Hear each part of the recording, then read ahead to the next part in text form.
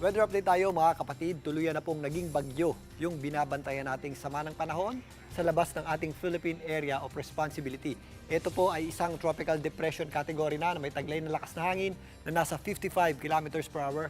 Malapit sa kanyang gitna at kung minsan may mga pagbugsong maabot sa 70 kilometers per hour. Ito po ay huling namataan ng pag-asa sa layong 1,325 kilometers east ng Eastern Visayas. Ito pong bagyo sa labas ng ating PAR ay hindi natin inaasahang pumasok sa loob ng ating Philippine Area of Responsibility at wala rin po tayong nakikitang direktang epekto nito sa ating bansa. Pero yung kanyang trough o pagbali ng hangin ay nagpapaulan po sa ilang bahagi ng Visayas at Mindanao. Pero kasabay po ng paglayo nitong ating binabantayang bagyo sa labas ng ating PAR, mababawasan din po yung epekto ng ating trough dito po sa areas ng Visayas at Mindanao. Pero ito pong ating amihan o Northeast Monsoon ay patuloy na makakaapekto sa malaking bahagi ng Luzon at magpapatuloy pa po yan sa mga susunod na araw.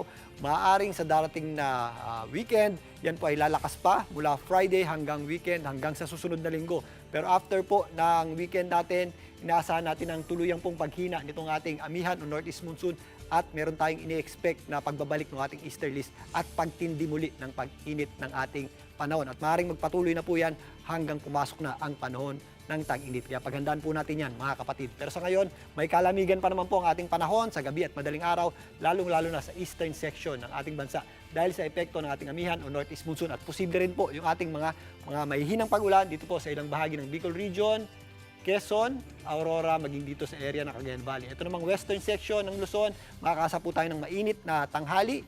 Pero pagsapit po ng gabi at madaling araw, may kalamigan pa rin po yung ating panahon dahil sa epekto ng ating amihan o Northeast Monsoon. Umatras na din po yung epekto ng trough nitong ating low pressure area sa Visayas. Yung ating mga pagulan ay concentrated na lamang po dito sa eastern section ng Visayas.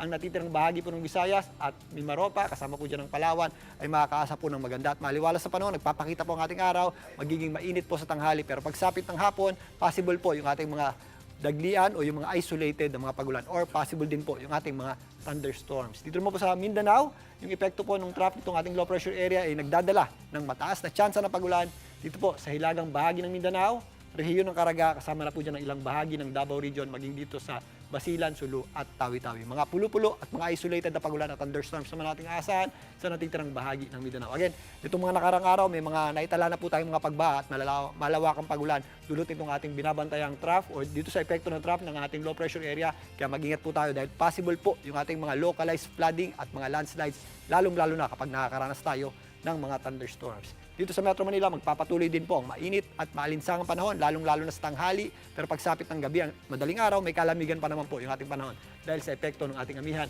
o Northeast Monsoon. At pagsapit nga ng hapon, possible din po yung ating mga dagliang mahihinang pagulan. Pero medyo mababa po ang ating tsansa ng pagulan dito po sa malaking bahagi ng Metro Manila. At yan muna ang lagay ng panahon. Muli ito po ang inyong weather frontliner Alvin Pura, na lagi may panahon para sa iyo. Mga kapatid, Julius Babaw po. Para sa komprehensibo at makabuluhang balitaan at talakayan, mag-follow at mag-subscribe na sa social media pages ng News 5.